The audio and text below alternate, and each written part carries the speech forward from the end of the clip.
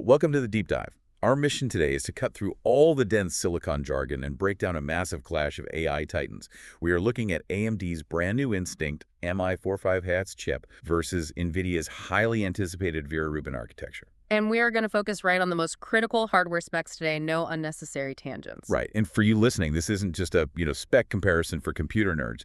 This is a multi-billion-dollar strategic war involving the biggest companies on Earth, Microsoft, Meta, OpenAI. Because the hardware bottlenecks these two specific chips are trying to solve tell you exactly where AI capabilities are heading next. Exactly. So let's lay out the raw specs. Because on paper, we have two completely different fighting styles here. We really do. So NVIDIA's Rubin is built on a 3-nanometer manufacturing node, packing in an absolutely massive 336 billion transistors. It's just a staggering number. It is. And they're using their third-generation transformer engine, which basically means NVIDIA still holds the crown in ultra-fast, low-precision compute. Specifically that FP4 calculation rate, hitting 50 PFL OPS. Yeah, exactly. And that FP4 metric is so crucial to NVIDIA's strategy.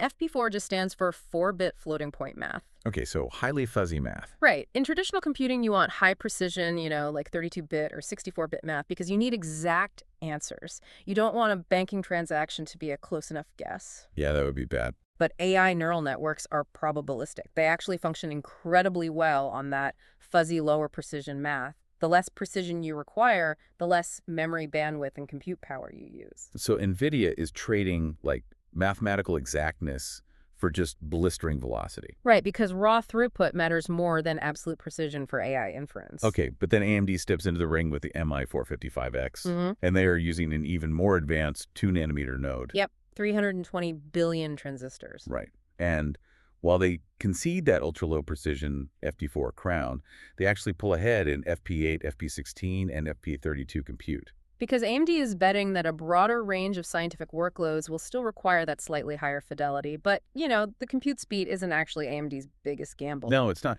And, okay, let's unpack this, because to me, the craziest spec on the MI455X isn't the processing speed at all. It's the memory footprint. Oh, absolutely. I mean, AMD packed an astonishing 432 gigabytes of HBM4 VRAM into a single card. That is 50% more than NVIDIA's 288 gigabytes on the Rubin card. It's massive. Why is AMD seemingly sacrificing some of that ultra-fast compute speed just to act as this massive memory hoarder? Well, because AMD is targeting the ultimate physical bottleneck in generative AI. In the industry, they call it the memory wall. The memory wall. Yeah. To grasp why memory capacity is more important than raw compute, you have to look at how large language models actually generate text. When you submit a prompt, the process splits into two distinct phases. The prefill phase and the decode phase. Exactly. So the prefill phase, that relies heavily on the compute cores.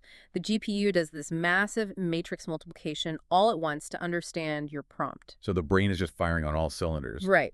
But once it starts generating the response, the decode phase, the dynamic completely flips. Because LLMs spit out one word at a time. And for every single new word it generates, it has to look back at the entire context all over again. It's worse than that. For every single token generated, the system has to load the entire model's weights from the memory into the compute cores. Every single time. Wait, really? Every time? Yes. The compute brain finishes its math in a fraction of a nanosecond, and then it just sits there, totally idle, waiting for the memory to feed it the next batch of data. Okay, so using that classic bookshelf analogy from the source material, the speed of generating text doesn't depend on how fast your brain processes the words. Oh, not at all. It depends entirely on whether your bookshelf is big enough to hold the whole encyclopedia and how fast your hands can physically pull those books off the shelf. Exactly. The bookshelf is the VRAM capacity, and your hands are the memory bandwidth. If the bookshelf is too small, the model just won't fit on a single GPU. Right, and if it doesn't fit, you have to split the model across multiple servers, which is basically like stopping your reading to call a friend in another city to ask what's on page 500. That's a great way to put it. That network communication or remote procedure call spikes your latency from nanoseconds to microseconds, which in silicon time is an eternity. Thousands of times slower. Yeah, you are stalling the fastest calculators on Earth while they wait for data to travel over cables. So by cramming 432 gigabytes onto one card, AMD eliminates the phone call. The entire model fits locally. That's brilliant. But that brings up a weird contradiction. If massive memory is the key, why doesn't NVIDIA just build a wider chip to fit more memory onto it? Well, NVIDIA only uses 2 compute chiplets for Rubin. AMD chops theirs into 8. Right. And logically, wouldn't breaking a chip into 8 pieces make the internal wiring longer and slower? It would if you built it flat. This takes us straight into the physics of packaging. Flat pancakes versus 3D skyscrapers. Okay, explain the flat pancakes first. NVIDIA uses a 2.5D physical layout called CoWoS.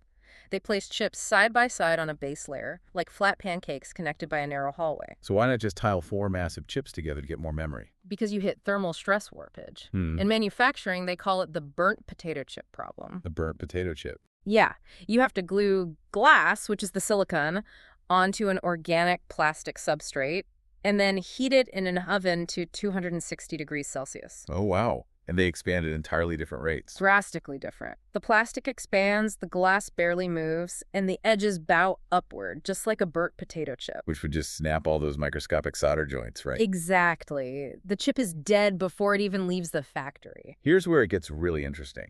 AMD saw that physics problem, and they just abandoned the flat layout completely. Yep, they went 3D, a process called 3D SOEC, or vertical hybrid bonding. They didn't build out, they built up like a skyscraper. Right. They stacked their 8 chiplets vertically. And because it's pure silicon bonded directly onto pure silicon, they expand at the exact same rate. 0 warping. That is wild. And instead of one narrow hallway, they use these copper-to-copper contacts, right? Through silicon vias. Millions of them. The entire floor and ceiling become a massive elevator bank, which is how they push bandwidth into the tens of terabytes per second. Okay, so AMD's 3D skyscraper is this physics marvel on a cutting-edge 2-nanometer process. Why is NVIDIA, the undisputed reigning champion, stubbornly sticking to an older 3-nanometer process? I mean, it's the strategy of nanometers, the challenger versus the defender. Right, because NVIDIA have all the cash. Why wouldn't they just buy up all the top-tier 2-nanometer supply just to flex on AMD? It comes down to business realities. AMD is the challenger. They need to make noise. So they grab whatever scarce 2-nanometer supply they can, competing with Apple, by the way, to build a spec monster. They need to turn the heads of the engineers at Meta and Microsoft. Exactly. Plus, chopping their chip into 8 pieces means they get far better yields from a single wafer. Because if a speck of dust lands on a wafer, it only ruins one tiny piece for AMD, not a massive monolithic chip like NVIDIA's. Exactly. But NVIDIA is the defender. They don't need a spec monster, they need scale. The source compares their 3-nanometer strategy to an automotive superfactory. Because cloud providers are ordering hundreds of thousands of GPUs at a time. Right. And their biggest fear isn't a chip being slightly slower. Their biggest fear is paying billions and not getting the hardware on time. Choosing mature 3-nanometer ensures guaranteed mass delivery. It converts orders straight into hard cash. Exactly. So, with AMD matching interconnect speeds and dropping this 72-card Helios rack, does this actually threaten NVIDIA's empire? Well, short term, yes. AMD's Helios gives buyers actual bargaining leverage. NVIDIA's monopolistic valuation and ultra-high margins will definitely face downward pressure. But long term, Long term, the AI pie is growing 40% annually. Even losing a little market share means NVIDIA's absolute sales will keep breaking records. plus we can't ignore the software lock-in. It's not just hardware. Oh, absolutely not. The ecosystem mode is massive. Developers are completely locked into NVIDIA's CDI software. Right, moving to AMD's ROCm software, it's just an incredibly high engineering cost. So AMD will lower NVIDIA's valuation ceiling, but it won't break its earnings floor. Lowering the ceiling, but not breaking the floor. I love that. We've covered so much today, from brute force bookshelf memory to the brilliance of 3D skyscrapers over flat pancakes. And the fascinating psychology of challengers using 2-nanometer while defenders rely on 3-nanometer superfactories. It really is a physical war out there.